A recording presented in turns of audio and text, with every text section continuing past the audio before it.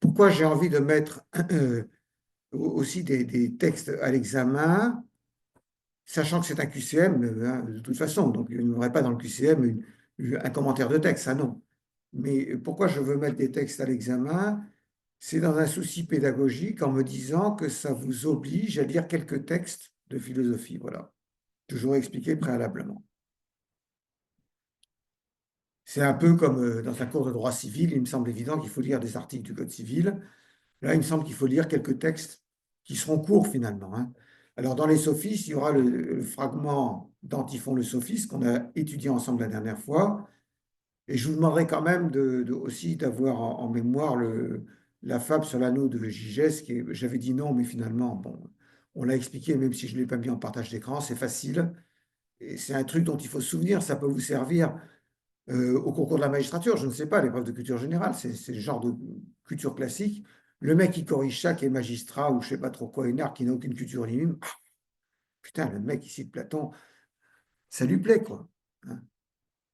J'ai corrigé récemment des épreuves dans un concours blanc de culture générale. J'ai corrigé des copies pour le compte de DEJ à l'épreuve du concours national de la magistrature. J'ai été quand même frappé du manque de culture de beaucoup. Encore que ce n'est pas trop grave, parce que ce n'est pas une épreuve où il s'agit de faire un étalage de culture phénoménal. Hein. Et aussi d'une difficulté à réfléchir sur des textes, sur des sujets de culture générale, mais le sujet n'était pas très facile, il faut dire. Euh, donc, voilà. Donc, sur les sophistes, on aura Antiphon le sophiste, hein, le texte de l'anneau de Gigès, extrait de Platon République 2. Tous ces textes sont en ligne dans les brochures qui sont mises en ligne sur Agora Assas. Il vous suffit. Oui, je vous en prie. Thomas? Non, les fragments d'Héraclite d'Éphèse, oui, parce que Héraclite d'Éphèse, il ne reste que des fragments, donc je les prends.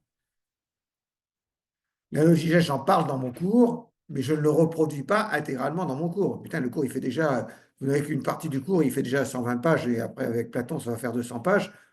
Si je mets Aristote en plus, ça va faire 300 pages, donc non, hein. Mais il est dans la brochure, il n'est pas dans la brochure sur les sophistes, il est dans la brochure sur Platon, je pense. En tout cas, ce texte se retrouve quelque part, puisque je l'ai pris à l'écran l'autre jour en le tirant d'une brochure. Il est dans une des brochures. Vous n'avez pas besoin d'aller chercher dans une traduction de la République que vous auriez à Assas, etc. Et toujours dans les textes sur les sophistes, Antiphon le sophiste, donc le texte sur l'anneau de Gigès, bien que je ne l'ai pas mis dans la brochure sur les sophistes, mais dans la brochure sur Platon, il faudra que vous le lisiez. Et là, il y a deux textes aujourd'hui qu'on va prendre et qu'il faudrait que vous lisiez également. C'est la fameuse tirade de Thrasymach dans la République, livre 1, et la non moins fameuse tirade de Calliclès dans le Gorgias, deux textes que nous allons analyser aujourd'hui en parlant des dérives de la pensée sophistique,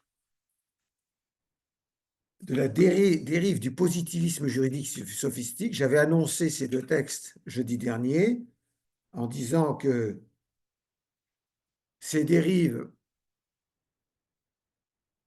étaient exprimées donc dans ces deux textes célèbres. D'abord, la justice ramenée à l'intérêt du plus fort, Thrasymach, République. La justice ramenée à l'intérêt du plus fort, Thrasymach, République. Et ensuite, le droit du plus fort, le droit du plus fort érigé en loi naturelle, le droit du plus fort érigé en loi naturelle, entre parenthèses, non pas Trump et Divens, mais Calliclès. Calliclès était un peu le Trump ou le Divens de l'époque, en fait. Je ne sais pas si vous avez vu l'interview, mais franchement, mais putain. Et encore, soi-disant, Zelensky a été maladroit, etc. Mais franchement, le comportement, les propos de Divens sont vraiment, c'est une ordure, ce mec. Il est venu prendre une pizza en Seine-et-Marne il n'y a pas longtemps. Et le restaurateur était tout fier de l'avoir servi. Moi, j'ai remis la pizza en travers de sa face Bref, ce type est vraiment épouvantable. Épouvantable. Trump, on le savait déjà, mais Vance, on le découvre parce que ce n'est pas un vice-président potiche ou dans l'ombre comme l'était Kamala Harris, hein. C'est un type qui veut intervenir, hein. Il est dans la roue de Trump parce qu'il espère devenir président de la République après président des USA après Trump. Euh, mais c'est un type vraiment épouvantable, épouvantable. Alors on a dit oui, Zelensky a juré, c'est pour ça, c'était pas bien de jurer. J'ai repassé la vidéo en anglais, j'ai écouté euh, la langue native de Zelensky, c'est le russe, hein, c'est pas l'ukrainien, hein. Enfin, il parle ukrainien, mais comme langue native, c'est le russe. Par exemple, hier, il y avait une interview sur la BBC et il a clos l'interview à un moment donné en souriant. Et il a dit, je sais, parce qu'on lui demandait, est-ce que vous êtes informé de quelque chose? Il a dit, en rigolant, je sais tout. Et il l'a dit en russe, il l'a pas dit en ukrainien. Parce qu'à ce moment-là, le traducteur a arrêté sa traduction et j'ai entendu, il parlait en russe.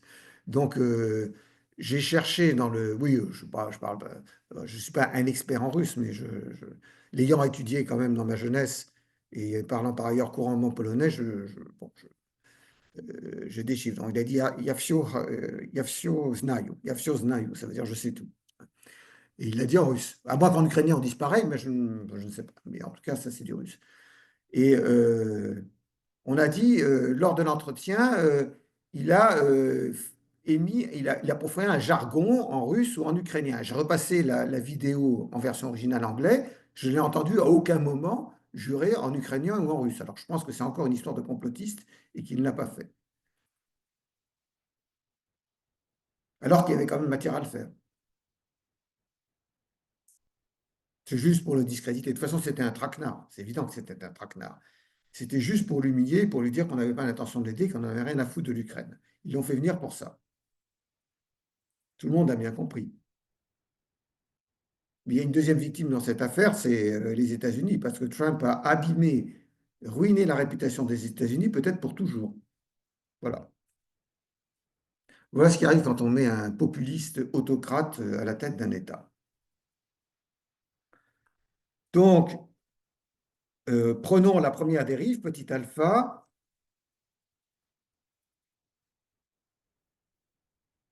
La justice ramenée à l'intérêt du plus fort, entre parenthèses, Trasimac. Je vous remets Trasimac parce que c'est difficile à écrire peut-être.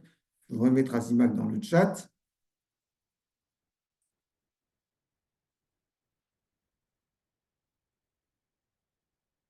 Et aujourd'hui, il y a un débat à l'Assemblée nationale sur l'Ukraine, comme vous le savez. J'ai regardé tout à l'heure en direct et les bancs de la France insoumise sont terriblement clairsemés. Il n'y a pratiquement personne. Il faut dire qu'ils étaient occupés à manifester devant Sciences Po avec leur drapeau palestinien mêlé avec leurs écharpes tricolores. Ils bloquaient l'entrée de Sciences Po tout à l'heure parce qu'il y a 3 personnes qui se sont fait exclure pour 30 jours de Sciences Po. À force de foutre le bordel, évidemment, ça devait arriver. Donc, ils étaient en train de bloquer Sciences Po. Les brillants députés de la France insoumise comme Le Gavre ou Porte ou Fort Boyard, je ne sais pas comment il s'appelle, là, le dealer. Là, enfin,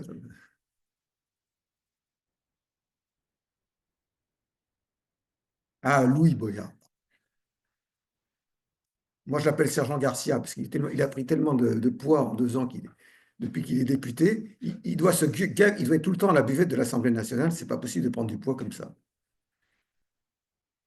Pendant sa campagne électorale, il est allé se faire filmer à Villeneuve-Saint-Georges. Il racole toujours dans les clubs de boxe, la France Insoumise. Il pense que les boxeurs votent pour la France Insoumise. Bon. Il va dans le club de boxe de Villeneuve-Saint-Georges et il se fait filmer en train de faire des PAO, vous savez, des pattes d'ours avec l'entraîneur. L'entraîneur n'a même pas mis de pattes d'ours tellement c'était ridicule. On voit que le mec avait jamais enfilé une paire de gants de sa vie. Bon, bref. Et ça lui a servi à rien parce qu'il s'est fait rétamer dans les plus grandes largeurs. Alors, prenons donc le texte de. Voilà, je bavarde et voilà, je n'ai pas fait ce que je voulais faire antérieurement et que j'aurais dû faire. Voilà, on perd du temps à dire des conneries, mais c'est l'âge, hein, c'est normal. Je vais prendre le texte de Trasimac dans l'espace numérique de travail. Je vous prie de m'excuser pour ces apartés qui. Ah, putain. Alors, se mettre à bavarder, ça n'a pas de sens, en fait. Il faudrait arrêter ça. Bon. Mais vous verrez avec le fragment de Caliclès qu'on verra tout à l'heure, ou jeudi en début de cours, que, une fois de plus, la pensée grecque, c'est quelque chose de très actuel. Pourquoi Jacqueline de Romilly, elle a expliqué dans Pourquoi la Grèce, je vous l'ai déjà dit, pourquoi elle avait été attirée par la Grèce? Parce que les Grecs ont un talent pour poser des problèmes de façon intemporelle et universelle. Hein. Et le texte de Caliclès, il est d'une brûlante actualité, de même que le texte de Thrasymachos d'ailleurs. Ce n'est pas du tout des trucs arrangés dans le musée, quoi, en fait. C'est des réflexions très actuelles. Alors,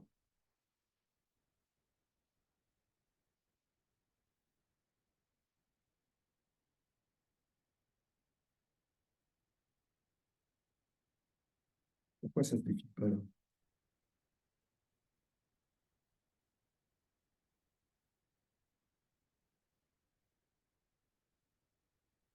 Et les trucs que vous voyez, mais vous les voyez à l'écran, mais vous ne les avez pas parce qu'ils ne sont pas visibles. Vous avez vu que j'ai mis un complément de cours depuis la semaine dernière. Hein. Il va jusqu'à Socrate inclusivement maintenant.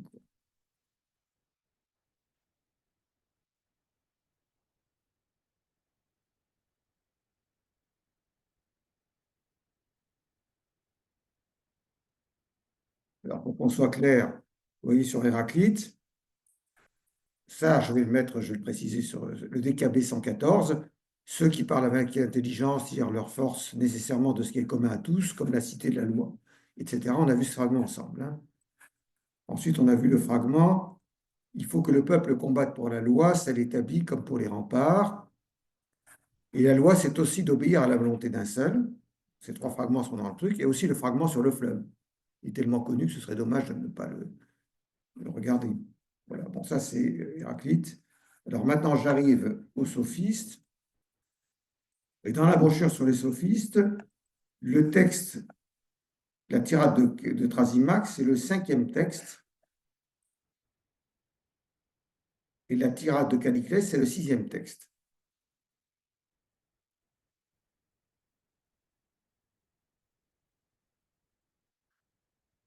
Alors, je vais faire un partage d'écran parce qu'il y a des gens qui sont à distance qui aimeraient bien aussi profiter de Platon.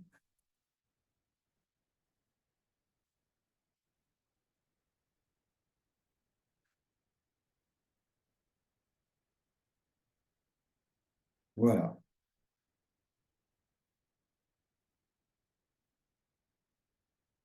Donc, la justice ramenée à l'intérêt du plus fort, donc c'est la dérive de Thrasymachos.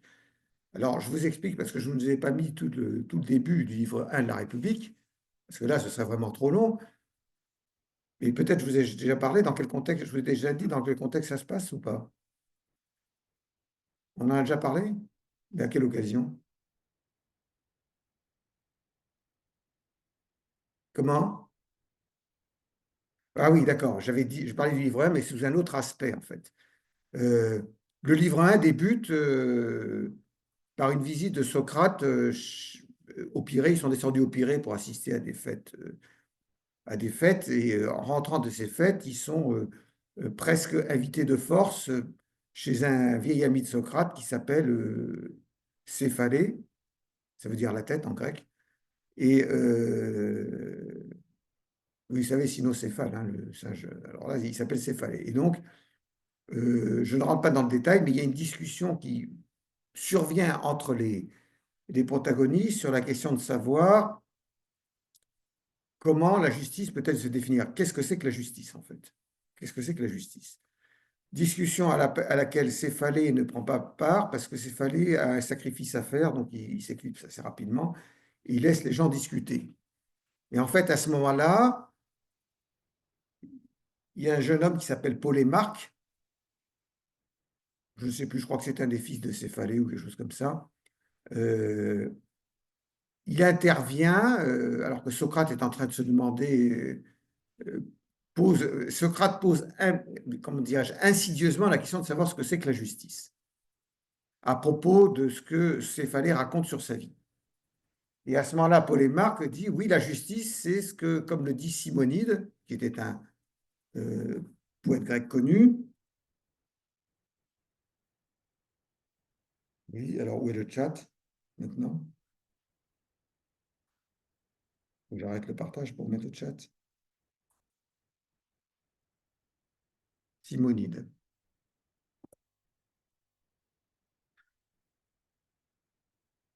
Donc ce Simonide qui était poète avait donné une définition de la justice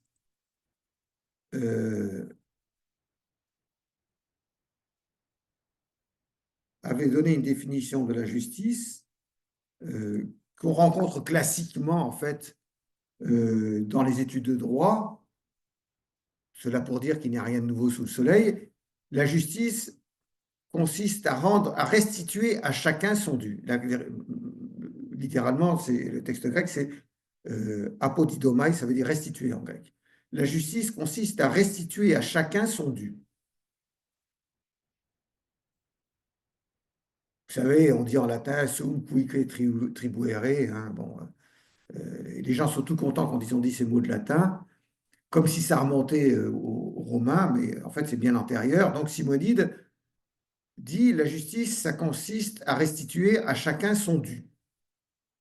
Et donc Polémarque cite Simonide, il dit c'est ça la justice. Et en fait, une discussion s'engage entre Socrate et Polémarque au sujet de savoir ce que Simonide a pu bien vouloir dire. Ces discussions, elles sont intéressantes pour un juriste parce qu'on vous gave avec cette définition de la justice, les gens se gargarisent avec cette définition de la justice, mais quand on y réfléchit, elle n'est pas du tout claire, cette définition. Parce que qu'est-ce qui est dû à chacun, en fait? C'est ça le problème. Qu'est-ce qui est dû à chacun? La justice consiste à restituer à chacun son dû, mais qu'est-ce qui est dû à chacun? Donc Socrate illustre la faiblesse de cette définition, son imprécision, en donnant des exemples qui plongent Polémarque dans l'embarras. Par exemple, si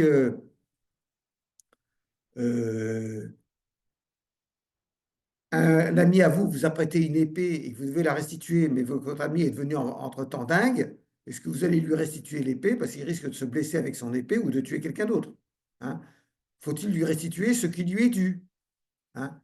Voilà le genre d'exemple que Socrate donne. Et puis après, il y a d'autres exemples. Et bref, on n'arrive pas à savoir ce qui est dû exactement. Est-ce qu'il faut restituer ce qui est dû? Qu'est-ce qui est dû aux ennemis et qu'est-ce qui est dû aux amis? Et les ennemis sont peut-être des gens de bien, mais on les croit des gens pas bien. Et les amis sont peut-être des gens qu'on croit bien et ils sont pas bien. Enfin, donc, au bout d'un moment, Polémarque dit, écoute, je ne sais plus. C'est typiquement la méthode socratique. Hein. Il pose des questions, il pose des questions, et au bout d'un moment, le type dit, je ne sais plus. Juste pour faire comprendre à son interlocuteur la faiblesse de sa position. Mais dans cette réunion qui se situe chez Céphalée, il y a un type qui s'appelle Thrasymach, qui lui est un sophiste, qui a réellement existé. Hein. Alors, Platon le met en scène de façon très caricaturale, mais c'est un sophiste qui a réellement existé, dont on a conservé des fragments. Et donc,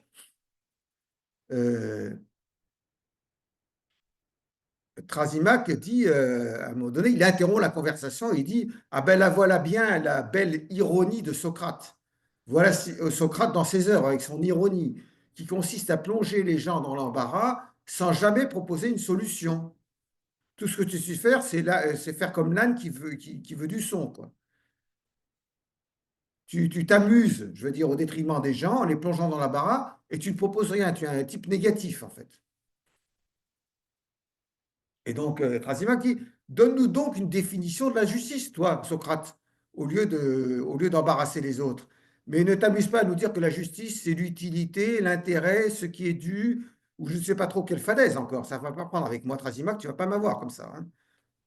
Donc, à ce moment-là, Socrate dit, mais écoute, Thrasymach, tu me demandes de définir la justice, mais en même temps, tu me dis que je ne peux pas dire que c'est l'intérêt, l'utilité, ce qui est dû à quelqu'un, etc. C'est-à-dire un peu, c'est comme si tu me demandais de définir le nombre 12, mais tu me disais, ne t'avise pas à dire que 12, c'est 2 fois 6, ou 6 plus 6, ou 3 fois 4, ou 4 fois 3, hein, parce que là, ça ne me prend pas avec moi. Hein. Donc, je veux dire, tu me demandes de définir le nombre 12, mais tu m'interdis les moyens de le définir. Donc, Et Thrasymachre répond, ah ben j'en étais sûr, j'en étais sûr. Tu refuses, tu te dérobes une fois de plus. Tu n'es qu'un âge, tu te dérobes, tu es un pauvre type. Enfin bon, Thrasymachre, c'est un type très véhément. Bon, voilà.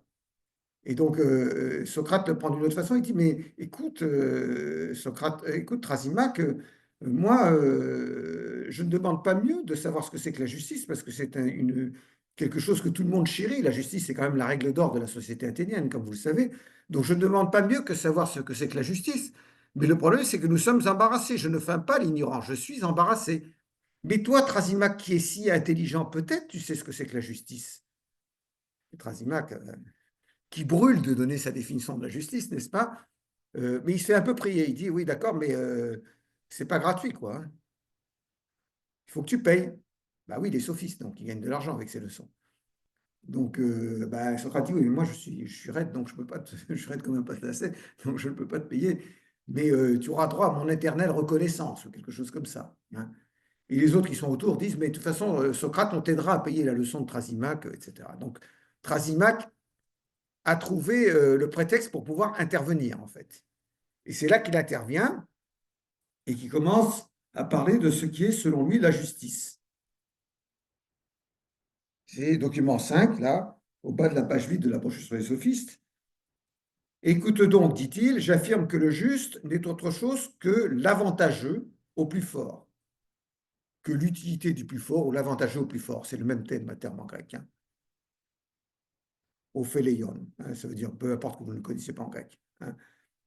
Écoute donc, dit-il, j'affirme que le juste n'est autre chose que l'avantageux au plus fort. J'ai pris la traduction de Chambry, qui est une traduction souvent très élégante. Certains disent qu'il lui arrive de manquer de fidélité au texte grec, mais je ne trouve pas que ce reproche soit dans l'ensemble vraiment fondé, en fait. Il a l'avantage d'avoir un style limpide. Évidemment que c'était un helléniste de première force. Donc, écoute donc, dit-il, j'affirme que le juste n'est autre que l'avantageux au plus fort. Eh bien, qu'attends-tu pour me louer? Tu t'y refuseras. Donc, il s'intéresse à Socrate. Donc, Socrate ne le félicite pas. Et Thrasymachre dit, mais il faut me féliciter, maintenant je t'ai donné la définition de la justice.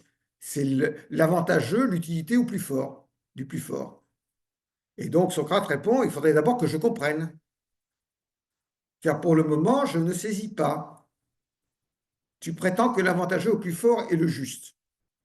Mais Thrasymachre, comment l'entends-tu? Alors, on va voir, c'est assez rigolo, mais bon, c'est derrière l'humour dont va faire preuve Platon en faisant parler Socrate, il y a une vérité profonde. C'est-à-dire que quand on donne une définition, il faut être précis. Dans les copies au concours de la magistrature, au concours blanc du concours de la magistrature, le sujet, c'était être juste avec le passé. C'est quand même assez extraordinaire de voir que dans l'introduction, la plupart de ceux qui ont passé ces épreuves blanches ne savent pas qu'est-ce qu'il faut, quoi dire sur ce que c'est que la justice. Parce qu'être juste avec le passé, il faut d'abord s'entendre sur le mot juste dans l'introduction. On voit les gens pédaler dans le yaourt de façon dramatique, en fait, pour certains. Et donc, on peut penser que quelqu'un qui présente le concours de la magistrature est supposé avoir réfléchi 5 minutes sur ce que peut vouloir dire le terme juste, hein. Mais ce n'est pas nouveau, la discussion de savoir ce que c'est que juste, hein. Alors, juste peut avoir une définition différente selon le contexte. Donc, la phrase être juste avec le passé, le sujet a été posé par Florent Jacob, évidemment, ça ne va pas être forcément la même définition que la justice dans la République, etc. Mais au moins, il faut avoir quelques définitions de la justice rangée au rang des accessoires pour pouvoir voir laquelle colle le mieux avec le sujet. Donc, il faut être un peu précis. Donc, voilà, Thrasymachre, comment l'entends-tu? Est-ce que tu veux dire que si Polydamas, lutteur de Pancrace, alors le Pancrace, c'était un sport de combat avec des prises au sol et des percussions, hein, pour les gens qui voudraient savoir ce que c'était un sport de combat. Donc, hein. C'était un peu comme le MMA aujourd'hui, quoi, en fait, hein. Ils n'étaient pas dans des polygones, mais c'était à peu près pareil, hein. Bon. Donc, si Polydamas, le lutteur de Pancrace, est plus fort que nous, et que la viande de bœuf soit avantageuse à l'entretien de ses forces, est-ce que tu veux dire que cette nourriture nous soit aussi avantageuse et donc juste? Donc, en d'autres termes, puisque la justice est ce qui profite au plus fort, ce qui est utile au plus fort, ce qui est avantageux au plus fort, donc il faut que nous mangions beaucoup de viande, comme Polydamas, qui est le plus fort, pour être juste. Donc, évidemment, ça n'est pas ce que Trasimac veut dire, mais c'est juste pour montrer à Trasimac qu'il y a un problème avec sa définition, parce qu'il dit que le juste, c'est ce qui est avantageux au plus fort. Avantageux, on comprend. Encore qu'on va voir que ce n'est pas si simple, avantageux. On va voir par la suite. Mais déjà, donc, il y a le premier terme de la définition, le dernier terme de la définition. Le plus fort, c'est qui le plus fort? Donc, la définition de Trasimac, elle présente une faiblesse parce que les termes avantageux d'une part et au plus fort d'autre part sont ambigus. Donc, Socrate commence par le terme au plus fort. Le plus fort, c'est qui? Donc, est-ce que c'est Polydamas, le lutteur de Pancrace? Donc, Trasimac répond, vraiment, ta façon tu es vraiment un impudent, ta façon de dénigrer ce que je dis, de ridiculiser ce que je dis est absolument odieuse. Tu te doutes bien de ce que ce n'est pas ce que je voulais dire. Socrate répond, ben, il faut que tu t'exprimes un peu plus clairement quand même. Et donc Trasimac répond, est-ce que tu ne sais pas que parmi les cités, les unes sont tyranniques, les autres démocratiques, les autres aristocratiques? C'est une classification traditionnelle des régimes politiques en Grèce, hein. Il y a les tyrannies, donc c'est le règne d'un seul, le tyran, hein. Euh, Ça peut être une monarchie aussi, hein. Ça dépend si le tyran agit selon la loi ou au mépris de la loi. Dans un cas, c'est une tyrannie, dans l'autre cas, c'est une royauté. Bon, enfin, il y a le gouvernement d'un seul, voilà. Donc, Trasimac dit qu'il y a la tyrannie. Et puis à côté, il y a l'aristocratie, ça veut dire littéralement le gouvernement des meilleurs, hein. Enfin, c'est quelques-uns, donc, hein, parce que tout le monde n'est pas le meilleur dans une cité. Et les autres, démocratiques. Donc ça, c'est le gouvernement du peuple, c'est le gouvernement du plus grand nombre. Alors, quand même, Socrate, tu sais qu'il y a trois régimes comme ça. Bon, et Socrate répond, oui, évidemment, je le sais. Eh bien, l'élément le plus fort dans chaque cité, c'est le gouvernement. Et chaque gouvernement établit les lois pour son propre avantage. Vous voulez que j'augmente la taille du texte, non? Peut-être? Non? Si personne ne dit, c'est que personne ne suit, mais il me semblait que le texte. Et chaque gouvernement établit, je vais faire disparaître mon. Alors, comment je peux le faire? Je ne peux pas le rétrécir, ce truc-là.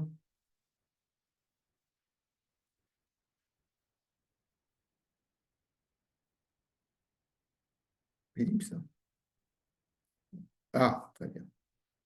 Et chaque gouvernement établit des lois pour son propre avantage. 338E.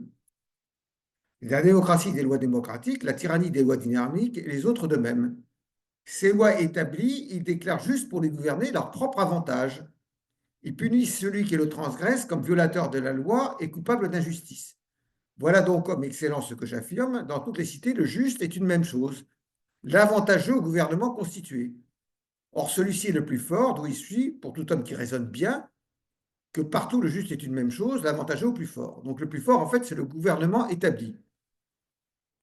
Et donc, ce que veut dire Trasimac, c'est que dans chaque forme, quelle que soit la forme de gouvernement, il y a toujours des gens qui sont au pouvoir et qui font des lois dans leur propre intérêt. Et c'est pour ça qu'il a dit que la loi est ce qui est avantageux au plus fort. Parce que le plus fort, c'est celui qui tient le manche dans un régime politique. Donc, en fait, c'est le degré zéro de la philosophie du droit, il faut bien le reconnaître, hein. Si vous allez au café rue d'Assas et vous discutez avec un type qui a un verre de blanc dans le nez, il va vous dire exactement la même chose. C'est une philosophie du droit des gilets jaunes, quoi. Euh, euh, Nous, on paye des impôts de plus en plus lourds. Je n'ai pas d'argent pour mettre du gasoil dans ma voiture. On m'interdit de faire rouler ma voiture qui pollue le diesel dans les zones à faible émission. Et pendant ce temps, Macron s'en met plein les fouilles. On donne plein de milliards à Zelensky, quoi. C'est exactement ça. Parce que les gens s'enrichissent. C'est ça, ils s'enrichissent sur notre dos. C'est chaque fois pareil. Les gens ont son pouvoir et ils en profitent tout de suite. C'est juste, c'est la philosophie du droit des Gilets jaunes ou de la France insoumise, que vous voulez, j'en sais rien. C'est exactement ça, ou d'autres partis politiques populistes, parce qu'il n'y a pas que la France insoumise, hein. C'est exactement ça, hein. Les mecs qui sont au pouvoir s'en mettent plein les fouilles. Ils s'en moquent bien de l'intérêt général. Tout ce qui les intéresse, c'est leur propre intérêt. Au lieu de donner des milliards à l'Ukraine, on ferait mieux de nous donner 1 euro de plus pour la cantine. On ferait mieux de diminuer les repas pour les étudiants de 3 euros à 1 euro, quoi. Voilà. Même s'ils ne sont pas boursiers. Bon. Bon, alors donc, Trasimac pense qu'il a clos la discussion. Donc à ce moment-là, Socrate dit, j'ai bien compris ce que tu as dit maintenant, mais est-ce que c'est vrai ou non, on va l'étudier, hein. Donc tu as répondu, Trasimac, que l'avantageux était le juste après m'avoir défendu de faire cette réponse. Oui, parce que tout à l'heure, il avait dit à Socrate, définis-moi, toi, la justice, mais ne t'avise pas de dire que c'est l'intérêt, l'utilité ou l'avantageux ou un truc dans ce goût-là, hein, parce que ça ne va pas prendre avec moi, hein. Et Socrate avait répondu, mais c'est comme si tu me demandais de définir le nombre 12 en m'interdisant de dire que c'est 6 plus 6 ou 2 fois 6 ou 3 fois 4, hein. Donc là, il a dit à Socrate antérieurement, d'une partie du passage qu'on n'a pas, ne t'avise pas de dire que la justice, c'est l'intérêt ou l'utilité. Et voilà que lui, dans sa définition, il fait intervenir l'intérêt, l'utilité ou l'avantageux. Seulement, il précise l'avantageux au plus fort. Et donc Socrate reconnaît qu'il a ajouté quelque chose. Et donc, Trasimac répond petite addition peut-être, hein, ça veut dire ça change tout, tu comprends? Non, mais, ça change tout. Moi, j'ai dit quelque chose de beaucoup plus profond, en fait. Il trouve qu'il dit quelque chose de plus profond et il fait du degré zéro. C'est le degré zéro, c'est même pas de la théorie générale du droit, là, c'est carrément c'est la philosophie du droit du café de la rue d'Assas, quoi. En fait, c'est pas de la philosophie du droit, il est factuel, en fait. Il est dans le fait. Vous voyez ce que je veux dire? La théorie du droit, ça suppose, ou la philosophie du droit, ça suppose de réfléchir de façon théorique avec un outillage conceptuel, mais Trasimac, il est en plein dans le factuel, en fait. Il dit, il ne se préoccupe pas de savoir ce que c'est que la justice en elle-même ou par soi. Il dit, en fait, ça se passe comme ça. Voilà. Les gouvernants s'en mettent plein les fouilles. Voilà ce qui se passe en réalité. C'est complètement factuel, c'est un statement, comme on dit en anglais, hein. C'est juste, il constate. Bon, alors, Socrate dit, il faut examiner. Donc Socrate dit, il est donc juste d'obéir au gouvernant, c'est-à-dire il glisse subrepticement à un autre propos, puisque les gouvernants sont les plus forts, ils font des lois dans leur propre intérêt, donc ce qui est juste pour les gouverner, c'est d'obéir au plus fort, c'est-à-dire au gouvernant, on est bien d'accord. Et Strasbourg dit, bon, oui, c'est bien ce que j'ai voulu dire. Mais les gouvernants sont-ils infaillibles ou peuvent-ils se tromper dans une cité? Et Trasimac tombe dans le piège, il dit, bien sûr qu'ils peuvent se tromper. Donc, quand ils entreprennent de faire des lois, ils en font qui sont des bonnes et d'autres qui sont des mauvaises.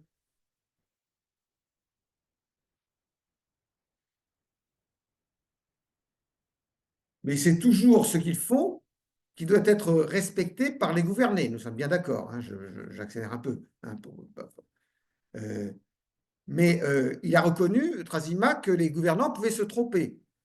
Donc l'argumentation, ça va consister à dire, c'est un peu spécieux comme argumentation, il faut bien le reconnaître, hein, Socrate est l'adversaire des sophistes, mais dans cette conversation, on va le voir, il y a quand même des virtuosités qui ne sont pas éloignées de la spéciosité sophistique quand même. Il dit, mais les gouvernants, tu as reconnu qu'ils étaient faillibles, donc ils peuvent se tromper. Ça veut dire qu'ils peuvent prendre des lois qu'ils croient dans leur intérêt, alors qu'en réalité, ces lois sont contraires à leur intérêt. C'est-à-dire qu'ils peuvent se tirer des balles dans le pied, si vous me préférez, si vous me passez l'expression.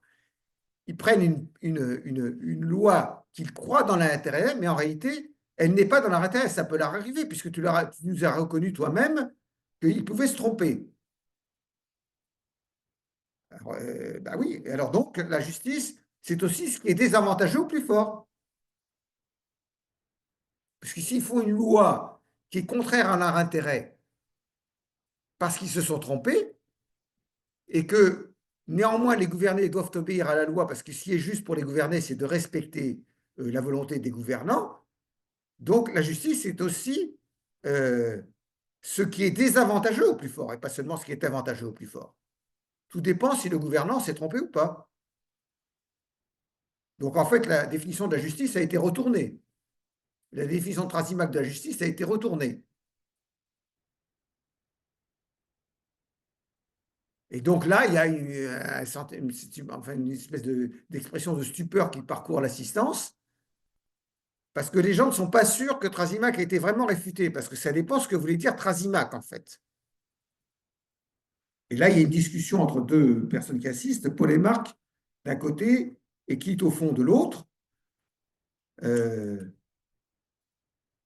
Et Paul et Marc trouvent que Socrate a effectivement réduit à néant la définition de Trasimac, tandis que Kit au fond est d'un avis contraire. Parce que Paul et Marc, parce que, si vous voulez, Socrate a dit, la justice, ça consiste, tu as dit Trasimac, dans l'intérêt du plus fort. Le plus fort, c'est le gouvernant. Et donc, les gouvernés doivent obéir au gouvernant. Donc, la justice, ça consiste de la part des gouvernés à respecter la volonté des gouvernants.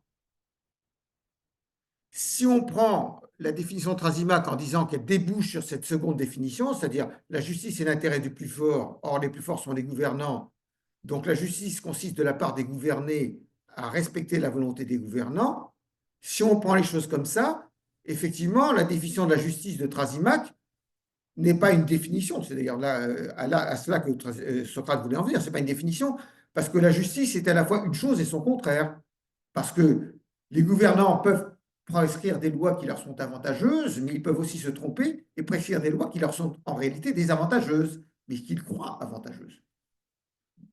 Donc la justice est à la fois ce qui est avantageux au plus fort et ce qui est désavantageux au plus fort. Donc ce n'est pas une définition de la justice. C'est bien ce que Socrate suggère. Et donc Polémarque dit Socrate a raison. Mais qui au fond intervient à son tour et dit ça dépend, parce que ça dépend, parce que en fait, Trasimac a dit au départ, la justice, c'est ce qui est avantageux au plus fort. Hein.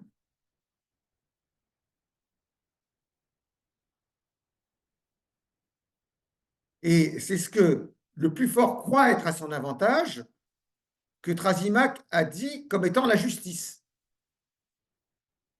Donc, est-ce que Trasimac a voulu dire que la justice est ce que le gouvernant croit avantageux pour lui, ou est-ce que Trasimac a voulu dire que la justice est ce qui est véritablement avantageux au plus fort? Je m'explique. Si Trasimac a voulu dire que la justice est ce que le plus fort, c'est-à-dire le gouvernant, croit avantageux pour lui, à ce moment-là, Socrate ne l'a pas réfuté, puisque Socrate a juste démontré que parfois, le gouvernant croit que quelque chose lui est avantageux, mais il le croit à tort, parce qu'en réalité, c'est désavantageux à lui.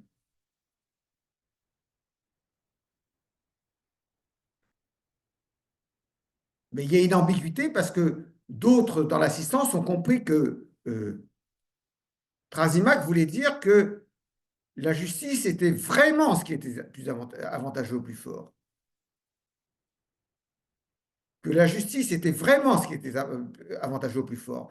Et si c'est ce que Trasimac a voulu dire, eh bien, sa définition est réfutée puisque il arrive que le plus fort, c'est-à-dire le gouvernant, se trompe. Donc la question, c'est qu'est-ce qu'a voulu dire Trasimac exactement? C'est-à-dire qu'après avoir remis en cause le plus fort en disant le plus fort c'est qui? C'est Polydamas, le lutteur de Pancras ou quoi? Explique-toi, Trasimac. Maintenant, il dit ce qui est avantageux au plus fort, c'est ce qui est réellement avantageux au plus fort ou c'est ce qui est apparemment avantageux au plus fort, que ça le soit véritablement ou pas. Il faut que tu t'expliques, Trasimac. Et donc là, comment pensez-vous que Trasimac devrait répondre?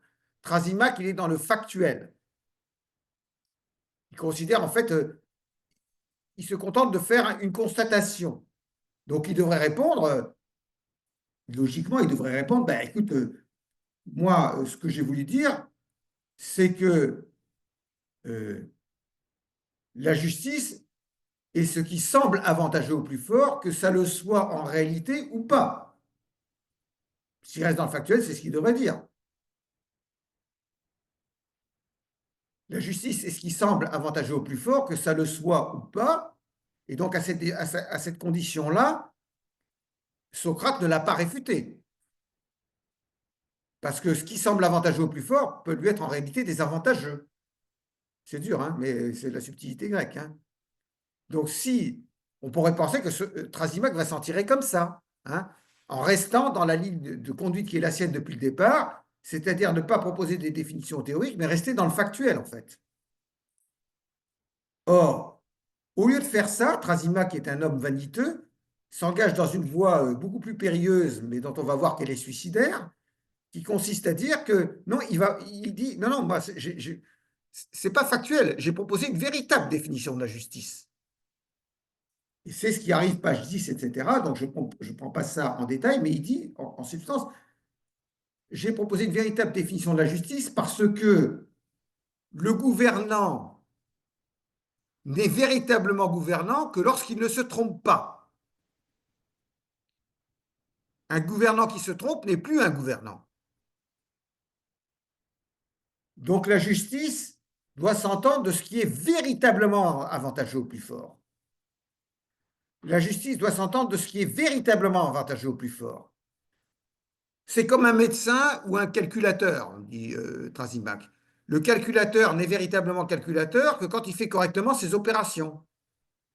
S'il se trompe dans ses multiplications ou ses divisions, ça n'est plus un calculateur. Le médecin qui se trompe dans son diagnostic et dans son traitement n'est plus un médecin. Ben, le gouvernant, c'est pareil.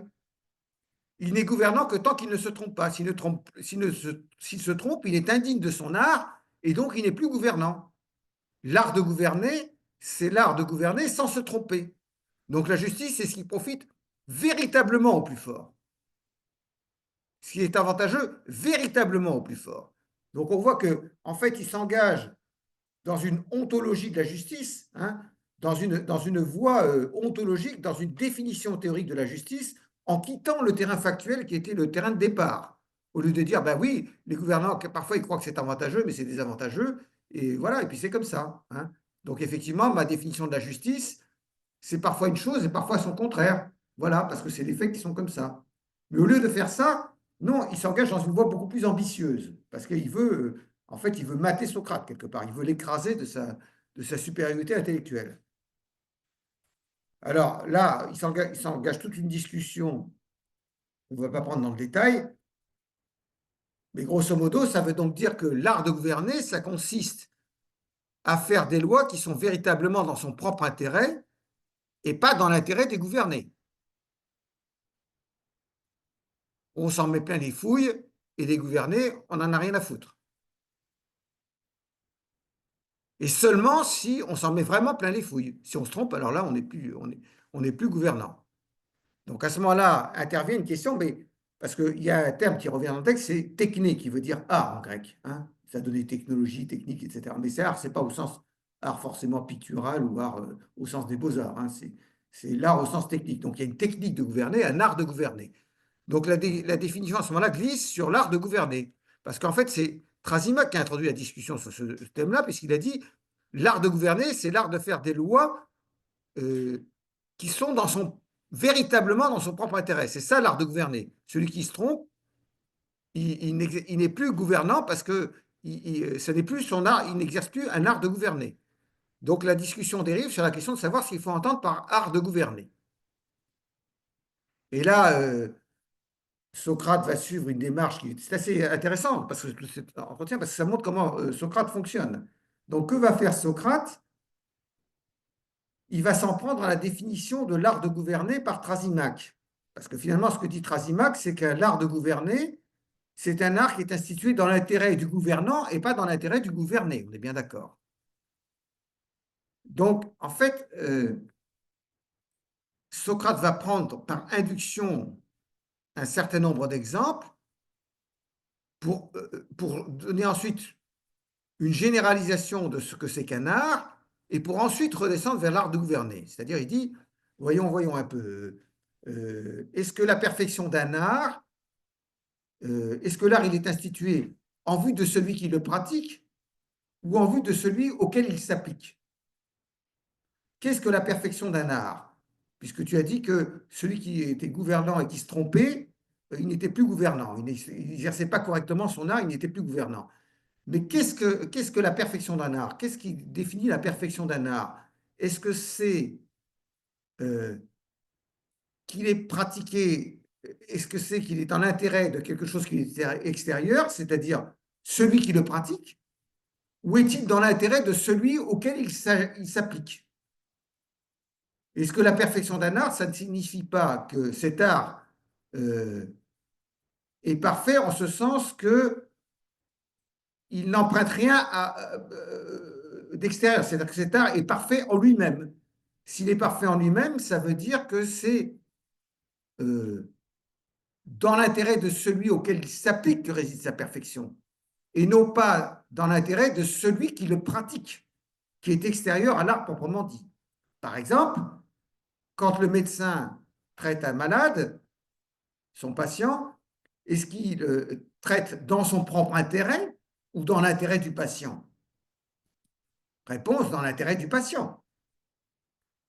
Si un capitaine de navire dirige un navire, est-ce qu'il dirige un navire dans son propre intérêt ou dans l'intérêt de son équipage et du navire? Dans l'intérêt du navire et de son équipage, évidemment. Donc chaque fois, Trasimac est obligé d'acquiescer. Et maintenant, dit-il, prenons l'exemple de l'art hippique. Est-ce que l'écuyer dresse le cheval dans son propre intérêt ou dans l'intérêt du cheval? Ben, dans l'intérêt du cheval.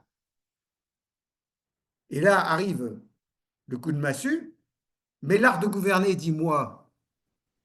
Non, il dit, enfin Socrate dit, donc on est d'accord que dans tout art, la perfection réside dans le fait qu'il est dans l'intérêt de celui auquel il s'applique et non pas dans l'intérêt de celui qui le pratique. C'est-à-dire, il généralise à partir de l'exemple du médecin, du pilote de navire et de l'écuyer. Donc, il généralise tout ça. Il dit donc, l'art, d'une façon générale, il tient à sa perfection du fait qu'il est exercé dans l'intérêt de celui auquel il s'applique. À la Trasimac renacle, parce il sent que ça mange mal, quoi. Donc,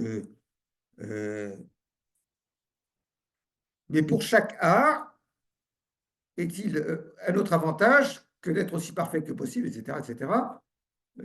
C'est un peu plus loin, page 11. En général, en haut de la page 11, tout art son propre avantage, car il n'a besoin de rien, le tire de celui du sujet auquel il s'applique. Pourquoi j'arrive pas à... Voilà, c'est ici, en haut de la page 11. La perfection d'un art, il la tire du sujet, de l'avantage du sujet auquel il s'applique. Mais Trasimac, les arts gouvernent et dominent le sujet sur lequel ils s'exercent. Ben oui, dans un art tel que Socrate l'a défini et donc Trasimac en est convenu, l'art gouverne et domine le sujet sur lequel il s'exerce. Le médecin domine le patient, le capitaine de navire domine les matelots et le navire, l'écuyer domine son cheval. Et là, Trasimac sent que ça commence à tourner mal, donc il eut beaucoup de mal à m'accorder ce point. Donc, aucune science, entendez par science art, c'est pareil ici, hein, aucune science n'a en vue ni ne prescrit l'avantage du plus fort, mais celui du plus faible, du sujet gouverné par elle. Aucune science, aucun art. Bon, donc là, Rasimac renacle, mais finalement, il convient de tout cela. Et voilà la conclusion de cette pirouette. Ainsi donc, Trasimac, aucun chef, quelle que soit la nature de son autorité, dans la mesure où il est chef, ne se propose et n'ordonne son propre avantage, mais celui du sujet qu'il gouverne et pour qui il exerce son art. C'est en vue de ce qui est avantageux et convenable à ce sujet qu'il dit tout ce qu'il dit, qu'il fait tout ce qu'il fait. C'est-à-dire qu'après avoir donné une définition générale de ce que doit être un art, de sa perfection, qui consiste à s'exercer dans l'intérêt du sujet auquel il s'applique et qui est dominé par celui qui pratique l'art, Socrate revient à l'art de gouverner. Il dit pour l'art de gouverner, c'est pareil. Donc l'art de gouverner ne consiste pas à ordonner ce qui est dans le propre avantage des gouvernants, mais ce qui est dans l'avantage des gouvernés. Bon, tout ça est un peu, c'est la subtilité de la pensée grecque. Hein. Bon, c'est un peu sophistique, hein, il faut le dire. Et nous en étions à ce point de la discussion. Il était clair pour tous que la définition de la justice avait été retournée. Le texte grec dit avait fait volte-face. Bon, c'est pareil. Ça a été retourné. Parce que finalement, la discussion a montré que l'art de gouverner s'exerce dans l'intérêt des sujets, des gouvernés, et non pas l'intérêt du gouvernant, c'est-à-dire celui qui exerce l'art de gouverner. Donc la définition de la justice a été complètement retournée. Donc coup de théâtre dans la discussion, évidemment. Donc à ce moment-là, Trasimaque, mais il est 49, c'est ça? Non? Il est 49, je vérifie quelque chose parce que juste,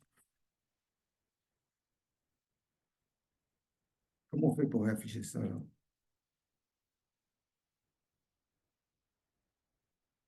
J'ai un doute, pourquoi mon micro est fermé au truc là?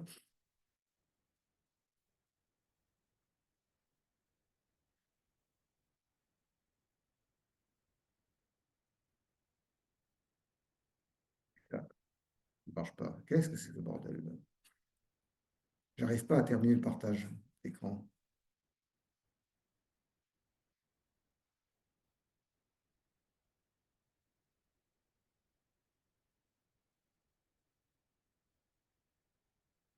Ah, je sais comment faire. Arrêter le partage, voilà.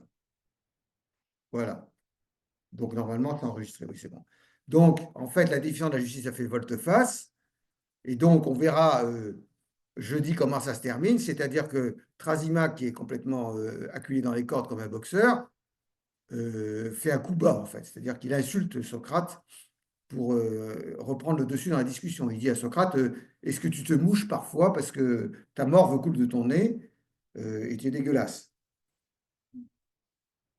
Socrate avait l'impression de ne pas être très propre, donc ça me donne envie de me moucher, du coup. Bon. Est-ce que tu as eu une nourrice parce que la nourrice aurait dû t'apprendre à t'essuyer le nez parce que vraiment, prends un Kleenex, tu es dégueulasse, quoi. Voilà à peu près le sens. Et donc, avant, il l'avait traité de sycophante, hein, dans le texte, je vous précise quand même, et je termine par là, il l'a traité de sycophante. Vous savez ce que c'est qu'un sycophante? Bon, il y avait, à Athènes, il semble que les gens aimaient bien voler des figues dans les jardins. Il y avait des gens qui s'étaient spécialisés pour dénoncer aux autorités les voleurs de figues. Hein. Parce que figue en grec, ça se dit sucos. Sucophantes, ça veut dire celui qui surveille les figues, en fait. Donc, ces gens-là dénonçaient aux autorités, moyennant rétribution, ceux qu'ils avaient surpris en train de voler des figues. Donc, en fait, quand il traite Socrate de sycophante un peu plus tôt dans la partie de la discussion qu'on a vue, il veut dire tu es un délateur, quoi, un collabo, quoi, en fait, c'est ça que ça veut dire. Voilà. Bon, on s'arrête là et on terminera jeudi. Je pensais avoir fait davantage, mais voilà. À jeudi. Jeudi, on termine là-dessus. On a presque terminé, mais c'est important de faire la dernière partie parce qu'elle permet la transition avec le texte de Calliclès ensuite.